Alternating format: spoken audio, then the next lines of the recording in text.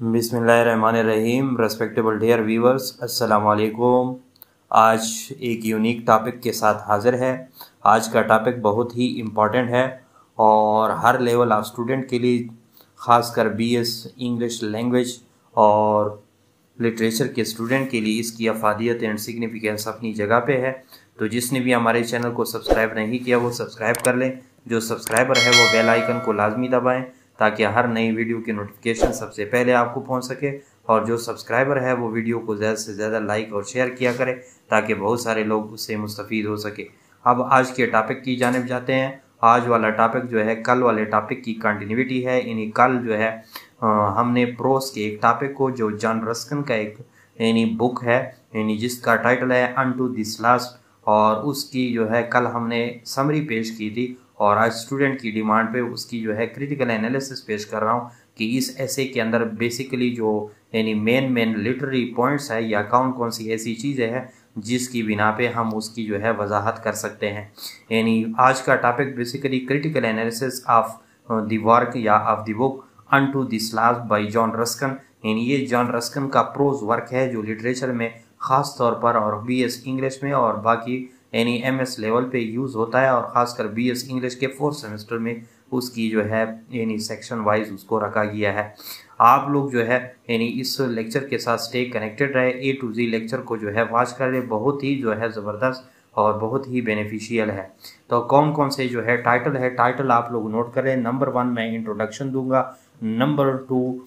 Ruskin central argument in unto this last. इसके अंदर main जो आइडिया है वो क्या है, वो 2 नंबर पे 2 नंबर पे होगा। 3 नंबर पे socio economic critic of the unto this last, socio economic critic. और 4th नंबर पे होगा वैल्यू ऑफ लेबर होगा। और 5 नंबर पे होगा क्रिटिक ऑफ वेल्थ एक्युमुलेशन। और 6 नंबर पे होगा रोल ऑफ स्टेट। और 7 नंबर पे ये तो 6 नंबर पे था, 7 नंबर पे होगा moral and ethical consideration in the unto this last book. और 8 नंबर पे मैं आप लोगों को कंक्लूजन दूंगा। तो बेसिकली ये तो कुछ टाइटल थे या जूस ऑफ द लेक्चर था जो मैंने आप लोग के साथ शेयर किया कि इन पॉइंट पे और इन टाइटल पे हमने इस बुक की जो है इंटरप्रिटेशन या एनालिसिस या तज्जिया या क्रिटिक या उसका जो है तज्जिया या एप्रिसिएशन करना है। तो बेसिकली आप लोग जैसा कि स्क्रीन पे जो है देख रहे हैं इंट्रोडक्शन। नंबर 1 इंट्रोडक्शन को आप लोग देख रहे हैं। इंट्रोडक्शन में unto this last is a series of 4 ऐसे आप लोग इस तरह समझे कि ये जॉन रस्किन जो अनटू दिस लास्ट वाला की बुक है या किताब है, ये बेसिकली 4 एहसास पे मुश्तमिल है, 4 मुख्तलिफ मज़ामीन पे मुश्तमिल है। और ये prominent Victorian era art critic and social thinker. ये जॉन रस्किन बेसिकली उसकी बायोग्राफी भी हम करवा चुके हैं, ऑलरेडी अपलोडेड, आप लोग देख सकें। उसके दूसरे ऐसे भी प्रोज में जितने भी ओलियर ऑफ द गोल्ड वो भी हो चुका है। और इसके अलावा उसके बहुत काम हो चुके हैं, ऑलरेडी अपलोडेड है, आप लोग देख भी सकते हैं। तो जॉन रस्किन बेसिकली आप लोग को बताता चलूँ कि एक प्रोमिनेंट विक्टोरियन और आर्ट क्रिटिक था, फन के साथ या एक्सप्रेशन ऑफ लाइफ के साथ रिलेटेड क्रिटिक था और विक्टोरियन एज से उसका ताल्लुक है और सोशल थिंकर भी था। इसने ये काम जो है पब्लिशाइज किया था, उसकी पब्लिकेशन 1860 में हो चुकी थी। और the book present Ruskin socio economic ideas, यही किताब जो है समाजी इक्तिसादी ख्यालात पे मुश्तमिल है। एंड क्रिटिक्स और एनालिसिस है, तजिया है द प्रिवेलिंग इकोनॉमिक या इकोनॉमिक्स थ्योरीज ऑफ इस टाइम, और अपने वक्त के इक्तिसादी नज़रियात है जो उस वक्त में चाहिए हुई थी, पर्टिकुलरली ख़ास तौर पे those associated with the classical liberalism and laissez faire capitalism. और ख़ास तौर पे उस वक्त के जो इकनॉमिक या इक्तिसादी थ्योरी उससे के रिलेटेड थी और ख़ास तौर पर उन थ्योरी से रिलेटेड थी जो क्लासिकल आज़ाद ख्याली पे या लिबरलिज्म पे ताल्लुक़ रखते हैं और क्लासिकल लेज़ेस फेयर कैपिटलिज्म पे। लेज़ेस फेयर कैपिटलिज्म आप लोग स्क्रीन पे देख रहे हैं। ये बेसिकली इसका मेन जो आइडिया था वो आप लोग को बता रहा हूँ। ये कैपिटलिस्ट जो थे जितने भी सरमायाकार थे या सरमायाकारी करने वाले बड़े बड़े लैंडलॉर्ड थे, इस थ्योरी के तहत लेज़ेस फेरी कैपिटलिज्म के तहत वो चाहते थे कि minimise intervention of the government हो, सोशल पॉलिसी या इकोनॉमिक पॉलिसी में हुकूमत का जो मुदाखलत हो वो कम से कम हो, ये उन लोगों का मुद्दा था या उन कैपिटलिस्ट लोगों का मुद्दा था। और लिबरलिज्म इस यानी आज़ाद ख्याली या उस जो है यानी फ्री थाट्स वाले लोग को यानी उस वक्त के जो ख्यालात थे या जो आइडियाज़ थे या जो socio economic ideas and analysis थे उसके साथ उसने यही चीज़ें पेश की। It remains a significant work, और इसी वजह से ये बहुत ही अहम वर्क है। दैट चैलेंज, जिसने जो है तंबी किया था, चैलेंज किया था कन्वेंशनल इकोनॉमिक थॉट और यानी उस रिवायती इक्तिसादी सोच विचार को, and contributed to the development of alternative approaches, और उसके बरक्स उसने अपनी जो है यानी थ्योरीज पेश किए थे, अप्रोचेस पेश किए थे इस किताब के अंदर। यानी बेसिकली इंट्रोडक्शन में आप लोग को बताता चलूँ कि ये उस लेज़र फेयर कैपिटलिज्म और लिबरलिज्म के क्लासिकल जो यानी थ्योरीज थे उनके खिलाफ जो है उसने क्या किया, अपने थ्योरीज पेश किए, अपने जो है ख्यालात अप्रोचेस पेश किए, और एक आर्ट क्रिटिक और सोशल थिंकर की हैसियत से वो मुआशरे की जो है यानी इन चीज़ों में रिफॉर्मेशन चाहता था। यानी 2 नंबर पे जैसा कि स्लाइड में आप लोग देख रहे हैं, आप लोगों के यानी अनटू दिस लास्ट का जो मेन आइडिया था या मेन चीज़ क्या थी या मेन ख्याल क्या था, आप लोग कैसे उसको जो है इंटरप्रेट करेंगे। यानी Ruskin's central argument in unto this last की किताब में is that the prevailing economic system of his time which prioritized profit and wealth accumulation was morally and socially destructive। यानी जिसमें जो मौजूदा यानी जो मतलब है इक्तिसादी निज़ाम था या जो वो यानी समाजी निज़ाम था, उसमें क्या था, उन्होंने प्रायोरिटाइज किया था यानी अवलीन तरजीह दी थी किस चीज़ को, यानी मुनाफे को, प्रॉफिट को, एंड वेल्थ एक्युमुलेशन और दौलत के जमा करने को। तो उस पुराने सिस्टम में जो दौलत का जमा होना था और मुनाफे की जो अहमियत देनी थी वो उसको किसने यानी इसी राइटर या जॉन रस्किन ने क्या किया था, वो कह रहा था कि ये अखलाकी लिहाज से और सोशल लिहाज से जो है तबाकुन है, जिससे चंद लोग जो है अमीर कबीर हो रहे हैं और बाकी जो है मजदूर को जो है या आम इंडिविजुअल को कोई अहमियत हासिल नहीं है। ही एडुकेटेड फॉर अ सिस्टम, और उसने इस चीज़ की मुखालफत की और हिमायत की, एडुकेटेड किया फॉर अ सिस्टम, एक ऐसे निज़ाम की that emphasise the well being, जिसमें जोर दिया एक अच्छेपन को, एंड डिग्निटी ऑफ इंडिविजुअल, और एक फर्द वाहिद यानी एक शख्स की जो है यानी इज्जत की खातिर उस पर जोर दिया गया, as well as the equitable distribution of wealth, और मसावी बुनियादों पे दौलत के मसावी तकसीम को जो है उसने यानी यहाँ पे अपने व्यूज पेश किए। हेयर आर सम की aspect of the critical analysis of unto this law, यानी ये चंद बेसिक चीज़ें थी, यानी एक मेजर आइडिया मैंने आप लोग के सामने पेश किया कि इस किताब के अंदर उस कैपिटलिस्ट जो थ्योरीज थे जिसके अंदर सिर्फ और सिर्फ यानी चंद लोगों को या कैपिटलिस्ट लोगों या लैंडलॉर्ड या फ्यूडल लोगों को जो है फायदा था, और आम इंडिविजुअल या आम लेबर से ज़्यादा,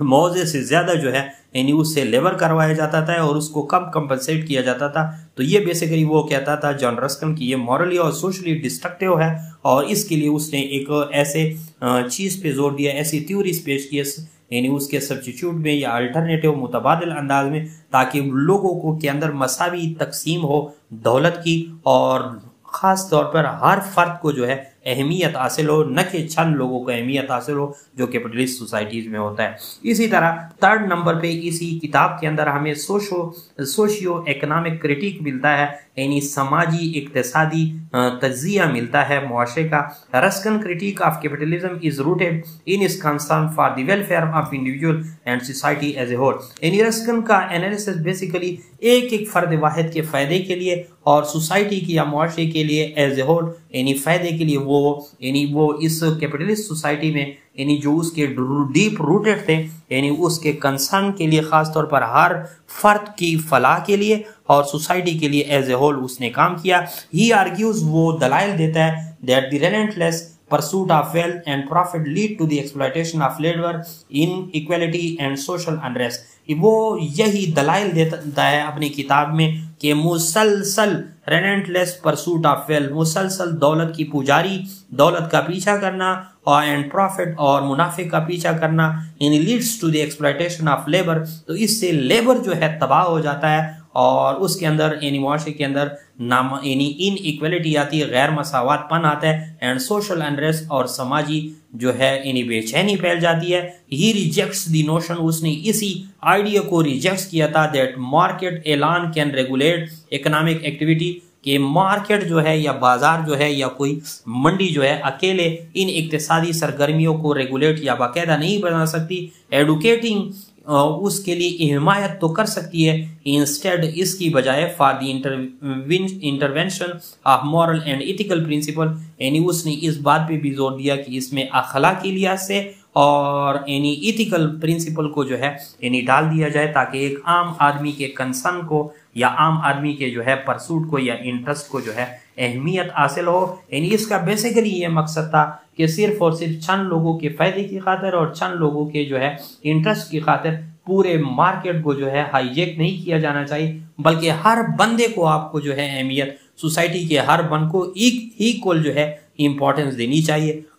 तो यही जो है उसके अप्रोचेस के यानी जो प्रिवेलिंग सिस्टम के खिलाफ उसके अप्रोचेस थे। इसी तरह 4th नंबर पे इसी किताब के अंदर उसने जो है जोर दिया है यानी 4 एसाज में डिफरेंट एसाज जो उसने लिखे हैं यानी वैल्यू ऑफ लेबर। वो कहते हैं कि यार मार्केट में सिर्फ यानी कैपिटलिस्ट सोसाइटी में यानी क्या किया जाता है, मजदूर से ज्यादा यानी काम तो लिया जाता है लेकिन उसको कंपनसेट कम किया जाता है। वो कहते हैं कि वैल्यू ऑफ लेबर देनी चाहिए, यानी एक एक मजदूर को आपको अहमियत, एक एक फर्द को आपको अहमियत देनी चाहिए और उसको उसके मुआवजा यानी उसके काम के मुताबिक दिया जाना चाहिए। इसी वजह से इस किताब के अंदर यानी 4 जो मेन पॉइंट है वैल्यू ऑफ लेबर है। यानी Ruskin emphasise the importance of labour and challenges the notion that value is solely derived from the market exchange, यानी वो इस चीज को इम्पोर्टेंस ऑफ लेबर पे जोर देता है और उस आइडिया को चैलेंज करता है that value is solely derived from the market exchange, कि मार्केट के तबादले से यही चीज जो है यानी वाहिद तौर पे यानी वैल्यू जो है लेबर की वो अखस होती है। ही आर्ग्यूज, वो दलाइल देता है that the true value of a product or service lies in the effort and skill invested by the laborer rather than monetary price its command, यानी ये यही बात कहने जा रहा है कि बेसिकली आप लोग को ये बात मानी चाहिए और वो ये दलाइल देता है कि असल यानी जो चीज़ या प्रोडक्ट या किसी भी चीज़ की जो है कीमत होती है या उसके जो सर्विसेज होते हैं ये इस लिहाज से में मुज़मर होता है उसके यानी लेबर के कोशिशात या उसके स्किल या महारत के यानी जो वो लेबर उसमें इन्वेस्ट करता है। तो इसी वजह से उसके मुताबिक इसको जो है यानी आप लोग को उसकी प्राइस रखनी चाहिए। This views contrast with the classical economic theory that emphasise the role of supply and demand in determining value, और इसी वजह से यही जो वैल्यू वो पेश करता था कि वैल्यू ऑफ लेबर होनी चाहिए, लेबर के मुताबिक जो है उसकी प्राइस होनी चाहिए, जितना आप उसको कंपनसेट करते हैं उतना ही उसकी प्राइस रखनी चाहिए। तो यही बेसिकली कंट्रैक्ट से तजाद था उन classical economic and social theories के जो role of supply and demand यानी जो मुतालबा और मुहैया करने की जो सप्लाई एंड डिमांड यानी इकोनॉमिक पॉलिसीज में यानी एक डिटरमाइनिंग वैल्यू के लिए रखता है। तो बेसिकली 4 नंबर पे आप लोग को यही अखज़ करना चाहिए कि जो प्रोडक्ट ऑफ मार्केट में जो भी प्रोडक्ट आता है उसकी वैल्यूएबिलिटी किसके तर्ज पे होनी चाहिए, मजदूर के जो है बेनिफिट की खातिर रखना चाहिए, न कि कैपिटलिस्ट के लिए या सरमायादारों के लिए उसका इंतखाब करना चाहिए। इस तरह 5th नंबर पे आप लोग देख रहे हैं यानी क्रिटिक ऑफ वेल्थ एक्युमुलेशन, यानी कैपिटलिस्ट सोसाइटीज में क्या होता है कि दौलत चंद लोगों के हाथों में जमा हो रही होती है, इसी वजह से वो तनकीद पेश करते हैं critique of wealth accumulation. Ruskin criticise the accumulation of wealth as a primary goal, arguing that it's leads to avarice, greed and the neglect of one social responsibility, यानी वो इस चीज का मुखालिफ है। इस किताब में वो कहता है कि जितनी भी वेल्थ एक्युमुलेशन है कैपिटलिस्ट सोसाइटीज में, सरमायाकारों की सोसाइटी में, कि वो दौलत जो है चंद लोगों के हाथों में जमा होती है और जिससे जो है एवारेस यानी लालच बढ़ती है, ग्रीड बढ़ता है और क्या होता है यानी सोशल रेस्पॉन्सिबिलिटी एक एक पर्सन की क्या हो जाती है यानी नजरअंदाज हो जाती है। ये प्रोपोजेस वो यही तजवीज़ पेश करता है that wealth should be distributed more equitably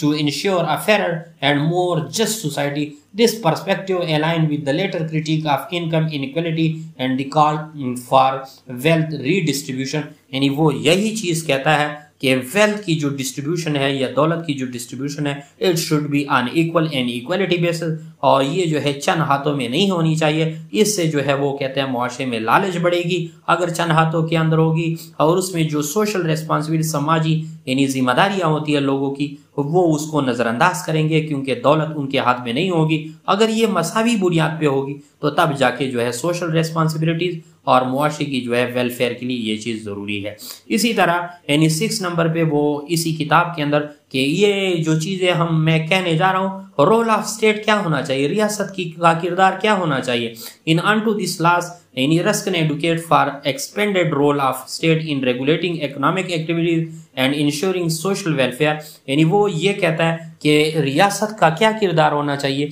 कि वो जितने भी इक्तिसादी सरगर्मियां हैं उसको बाकायदा बनाए और इन लोगों की फलाह और बहबूद के लिए इस चीज को इंश्योर करे, यकीनी बनाए। ही आर्ग्यूज वो यही दलाइल देता है that state should intervene to protect worker rights, enforce their wages, promote a system that prioritize the well-being of its